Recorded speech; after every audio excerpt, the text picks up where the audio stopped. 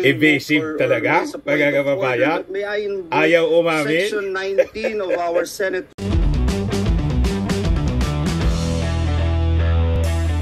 Ito naman po yung bago naming product na binibenta online. iGlow Serum Whitening po siya. Tingnan ninyo yung epekto sa aking anak na architect before and now. Yung mga inquiries po ninyo, dumiretso na lang kayo sa kanyang Facebook account, Riz Maravillas. Tuloy natin mga kababayan ang coverage sa Senate hearing kay Alice Go po sa Pogo. Yung fingerprints ni Guo Huaping at fingerprints nyo bilang Alice Go at parehong sinabi nilang magkaparehong taong ito. So, you know, for your own sake at para sa kabatiran ng aming komite, just one last time on this very simple fundamental question. Ikaw ba si Guo Huaping? Madam Chair, hindi ko po kino-confirm at may kaso na po sa akin sinampa. Sasagutin ko po sa korte po. Madam Chair, may yes, Senjol. One related question. Madam Chair, may I not going to evasive talaga, mga kababayan. May I ayaw umamin. Section 19 of our Senate, which states the privilege against self-incrimination. A witness can only invoke his right or her right to self-incrimination, Madam Chair, only when a question which tends to elicit an answer that will incriminate him or her is propounded to her. However, Madam Chair, the witness or the resource person may offer to answer any question in an executive session. So I would just like to invoke that, Madam Chair, because the chairperson already stated that it will not in any way incriminate her, Madam Chair. Just to put that on record. Salamat, Senjol. Exactly. So, inulit, no? Yung sinabi ko na sa inyo kanina, hindi naman kayo mai-incriminate, simpleng tanong kung sino ka. And additionally, unless hihingi pa tayo ng executive session, no? Lilipat pa kami kasama nyo sa ibang kwarto para lang masagot nyo sino ba kayo talaga or palalabasin ng chair lahat ng mga taong ito para lang mag-executive session. And I would like, and before I proceed, I just like to recognize the presence of Sen. Loren. Salamat, Sen. Loren, for your good morning, Madam Chair. Good morning po. Miss Alice, gusto kong ipaalala sa'yo na ayon mismo sa Korte Suprema, in the case of Office of the Court Administrator versus you, quote, the right to self-incrimination does not prohibit legitimate inquiry in non-criminal matters. So yung tanong na, sino ka ba? Ikaw ba si Guo Huaping? Hindi yan criminal matter. Hindi yan bagay na isite kaugnay ng mga kaso. Identity questions are within the purview of the committee. The Senate has a right to know. Sino bang kausap namin? Yung talagang totoong taong akala namin or ibang tao? No? The Senate has the right to ascertain who the resource persons are, who you say that you are. Sige, i-rephrase ko na lang. Okay, do you have something to say at this point, Miss Alice? Opo, Madam Chair, ako po si Alice Go. Well, napatunayan na po namin na hindi kayo si Alice Go. Kayo ay totoong si Guo Huaping. Hindi lang ang komite ang umabot sa ganyang conclusion, ang NBI mismo at ang isa pang siya. If you tigas ng ulo po talaga, not to answer kung kayo, i-rephrase ko yung tanong ko. Ang tatay mo ay si Guo Jianzhong at ang nanay mo ay si Lin Wenyi. Tama ba? Ang tatay ko po si Guo Jianzhong po, Madam Chair. At ang nanay si Lin Wenyi. Nako, Miss Alice, binabaliktad nyo na yung sinabi nyo sa isang previous hearing, no? Yung bank document na to, nililis kasi bank talagang document na ito, dito, bilang nanay mo, si Lin Wenyi. So, baliktad na, pinasinungalingan mo yung sinubmit mong bank document noon sa sinabi mo ngayon na hindi mo nanay si Lin Wenyi. You were born in China, not in Tarlac. Tama po ba? Ang alam ko po, I was born in Tarlac po, Madam Chair. Ang childhood mo, mula sabihin natin 0 to 12 years old, ay sa China, tama? Kaya wala kang maalala, wala kang makwento sa amin ni isang alaala ng pagkabata mo sa Tarlac, di ba? Yes, and Lauren, for one related question. Nag-off na po siya. Pero maliwanag na nagsisinungaling kung saan siya napanganak. So, I bring that to the body. Opening pa lang, nagsisinungaling na. Alam naman nating lahat na may mga ahensya ng gobyerno na nagbigay ng mga birth certificate at inamin na nila ng PSA sa mga dayuhan at kasama siya doon. So, umpisa pa lang, ini-insist niya, pinagpipilitan niyang napanganak sa Tarlac. Wala na pong maniniwala yan. Alam na po natin yan. So, I'm just putting that on record. How can we extract the truth if the first question, wala pang ang question, ay nagsisinungaling na? Salamat, Sen. Loren. So, thank you. At nakahanda na nga at lalong tumitibay yung ihahaing motion ni na Majority Leader at Sen. Joel at the proper time. Yes, Sen. Rafi, for one related question. Noong May 22 this year, hinamon ko si Alice Goo kung willing siya mag-undergo ng lie detector test.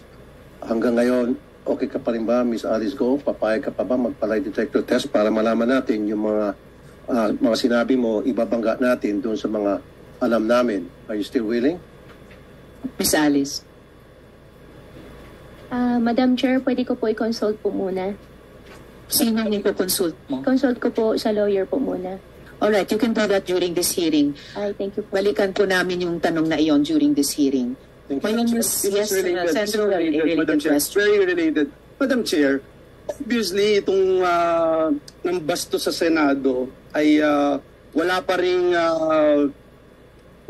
ring konsensya para magsalita ng katotohanan sa atin, Madam Chair. Yung simpleng tanong nyo kanina, Madam Chair, siya ba si Gua Huaping? Kahit po magsinungaling siya, hindi siya sumagot, kung ano-anong sabihin po niya sa atin, Madam Chair, ang NBI mismo ay nagkaroon ng fingerprints ni Alice Goo at nitong si Chinese National Gua Huaping. At in-establish po doon na match and the same person, si Gua Huaping at si Alice Goo. So ang tanong na lang siguro, Alice, ikaw ba naniniwala doon sa pagmamatch sa finger prints that match na ginawa nitong NBI na ikaw si Gua Huaping at si Alice Goo ay iisang tao? Miss Alice. Madam Chair, honestly po, hindi ko po alam kung paano po nangyari. Basta alam ko po, ako po si Alice Goo po. At pasensya na rin po kung hindi po kayo naniniwala. Ako sinasabi ko, as much as possible po, gusto ko rin pong sabihin po sa inyo lahat at sa mga magiging questions nyo rin po sa akin mamaya, may consideration lang din po ako sa safety ko rin po. Well, tatanungin ko rin kayo tungkol diyang sinasabi niyong safety niyo mamaya. Pero ibig sabihin din, bawat tanong namin ngayon, dahil paiksi na yung panahon, pasara na yung window of opportunity niyo, bawat tanong namin ay pagkakataon sa'yo magsabi na ng totoo at wag nang magsinungaling sa komiteng ito. Miss Alice. Short interjection. Yes, Senator Roy, for one related question. May ask from the chair, pwede natin ipaklaro sa kanya ano yung safety consideration na sinasabi niya. Para maklaro tayo kasi kung palagi siya mag-init ng safety, hindi natin alam kung anong safety na sabi. Kung meron bang interesado sa buhay niya na isang malaking sindikato na siya ay papatahimikin o ano bang safety na sinasabi niya, Madam Chair? Yan, si Miss Bato Alice, hindi na tatanungin ko credible. sana sa iyo yan mamaya ng konti. But Sa briefly, investigasyon? simulan yung sagutin yung Doroy. Ano ba yung sinasabi Kado-dado yung na safety palagi na si iyan? Bato. Tungkol personal ko pong safety po. Okay. Ano yun? Anong threat, anong safety? So anong threat nakikita mo? Para matulungan ka namin. Sige. May death threat po. May Sino death threat. Sino? Hindi ko lang po may discuss po dito in public po. Why don't you discuss it in public? The people ought to know about it. May death threat po na may... Sino ang nagbabanta sa iyo sa buhay mo? Kung ayaw mo pang sagutin ngayon, Miss Alice, hindi kayo makakatakas sa tanong na yun. Tatanungin ko rin kayo dyan. Madam Chair, wala po din naman po akong plan po na takasan po yung question po. However po, meron lang din po talaga na safety concern po sa sarili ko po, na security concern po, na death threat po na minigay po sa akin. Kaya hindi ko lang po ma-discuss po sa public po. Madam, Yes, Miss Alice, nung nakita kayo ni Secretary Abalos, ang una mo sinabi kay Secretary Abalos, tulungan mo ako, Sec, may death threats ako. Sino ang nagbabanta sa iyo? Sagutan mo na ng maiksi at diretso, Miss Alice. Opo. Sen, pasensya na po, hindi ko kasi masabi po in public. Kasi nga po, may safety problem nga po ako. Madam Chair, but that answer is unacceptable. As far as... It's unacceptable, Senyor. Pero sasabihin ko mo yung main committee sa kanyang safety, pag ganun. Wala namin kung binubola mo kami rito. Ang tigas po, mga kababayan. Malamang yung mga kasabot niya. Sa threat ka, tapos di mo masabi kung saan galing yung death threat mo? Hindi mo masabi kung dito sa Pilipinas o sa abroad? Miss Alice, pinaalalahanan kita, you never raised security concerns to the committee before. Dito na lamang na-aresto ka na at ibinalat dito. Tatanungin pa rin talaga kita dun sa sinasabi mong death threats na yan, na ngayon lang namin narinig yan. Balikan ko lang muna, yung kumbaga prejudicial question para sa amin, yung identity ninyo. You entered the country as Guo Huaping in 2003, correct? Ikaw ay 12 or 13 years old pa lamang noon, correct? Madam Chair, wala po akong record po niyan. Oh, speaking of records, have you ever had a Chinese passport? Ang alam ko po, Madam Chair, Filipino passport po. Filipino passport? Sa pagkaalam namin, nagkaroon ka ng Chinese passport, hindi mo lang ni-renew, nag-lapse yun. So, Alice Guo, alias Guo Huaping, Filipino ka ba? Opo, Filipino po ako, Madam Chair. Chair? Yes, and Lauren, for thank you. one related question. Since po nyo, Ang kulit, napatunayan na nga meron siya siyang na passport Chinese. na Philippine passport, sinabi niya, tapatin lang tayo, sino ang nagbigay ng Philippine passport? Sino rin nag-issue ng kanyang Philippine birth certificate? Pag sinabi mo yon, we can protect you.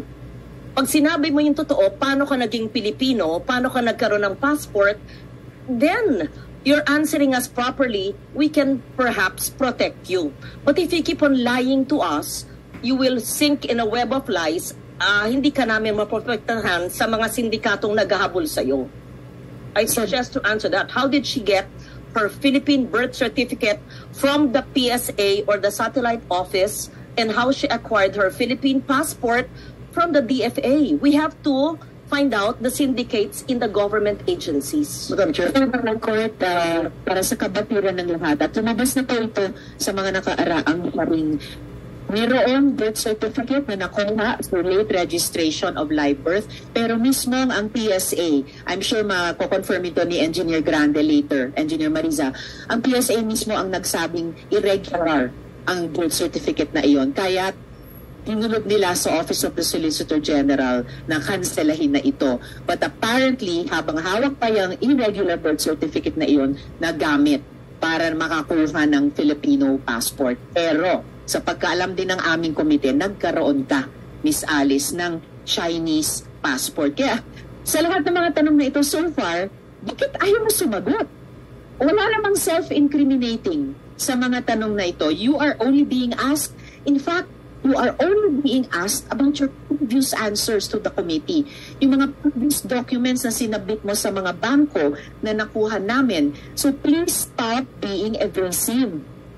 Stop being evasive before this committee.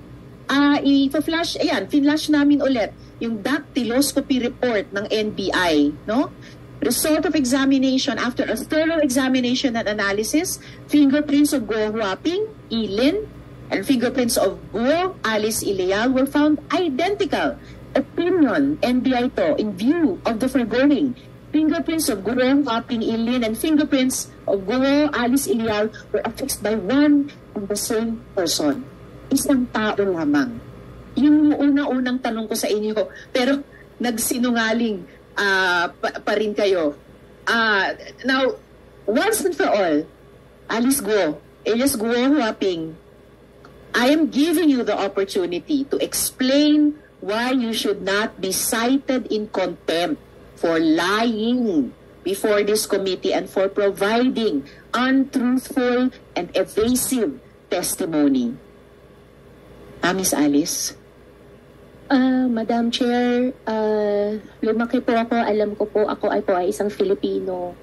1 minute suspension. Pahingi po sa mga kasama na a quick Rafi, if you will allow, I request you and all the colleagues, mag 1 minute suspension tayo, a quick discussion sa ating mga senador. Kung maaari po. We are suspended for... Mabilis lang to sana, Madam Chair. Please, Sen. Rafi, and then Related please, to we need sa to sinabi take ni a 1-minute Lore. suspension. Yes, Sen. Rafi. Malala po yung sa previous hearings ng committee ninyo, nabanggit yung pangalan John Patrick Samson na supposed to be fixer na tumulong para ma-facilitate yung pagkakuha ng late registration, birth certificate hanggang passport ni Miss Alice Goo. Bakit hindi po natin siya inimbitahan? Salamat, Sen. Rafi. Actually, iimbitahin natin yung si Jonathan Samson sa susunod na pagdinig. Bahagi po siya ng tanong ko mamaya-maya sa ibang resource person natin. So let us... Last na po. Yes, please. Last na and before we suspend. Yung last hearing, merong sinulat si Sheila Go sa papel na sabi niya secretary, hindi naman yun sa executive session. So pwede bang may divulge kung sino yung dalawang pangalan na sinulat na hindi nabanggit sa hearing ng mga senador? Mamaya po ay i-divulge din yung dalawang pangalang iyon, pero meron na pong isang related resource person sa dalawang iyon na nandito ngayong araw at siguradong matatanong natin. Thank you, Madam Chair. Salamat, Sen. Rafi. Joel, before we suspend for 1 minute. To suspend the deliberation, and I already anticipating, Madam Chair, what is going to happen when we suspend the deliberation. And I'm just giving one chance again to Alice, Madam Chair, because this will help me decide in the as we suspend the hearing today to talk about your fate as a resource person. If it is true, Miss Alice, ako muna, Miss Alice. Miss Alice, pakinggan po ang senador. Ako muna, attorney, please. Attorney, Sabi mo may death threat ka, pero ayaw mong sabihin kung saan nang gagaling yung death threat mo. Ni ayaw mong sabihin ba sa amin kung ito'y tawag o sulat o text? Kasi kung hindi ka totoong nagsasabing may death threat ka. Miss Alice. Opo, Sen, magsasabi po ako, wag lang po in public. May death threat ka ba? Meron po. Magsasabi po ako, wag lang po in public. Del, I will accept that, Madam Chair, but ang problem kasi is kung yung death threat na yan, totoo o hindi, Madam Chair, dahil ayaw talaga niya magsalita. I will yield, Madam Chair, to the wisdom of the committee. Salamat, Sen. Joel. At saka ang hirap kasi, ang dami mo nang sinabing hindi totoo eh. Tapos babalik ka dito, magsasabi ka na naman ng isang malaking kwento, pinakamalaki so far, death threat.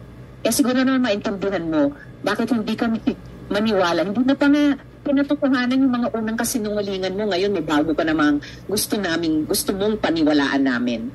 So we will suspend for 1 minute and then resume after 1 minute. Hearing suspended. Sinuspend mo na mga kababayan yung Senate hearing for 1 minute kasi talagang tigasin po itong si Alice Goo. Very, very evasive po. Ayaw sagutin ng diretso ang mga tanong ng ating mga senador. At sabi niya, may death threat niya sa akin. Tinatanong kung saan galing. Ayaw niyang sabihin. So yan muna, mga kababayan, yung ating short video. Ako po si Dante Maravillas. Bye-bye.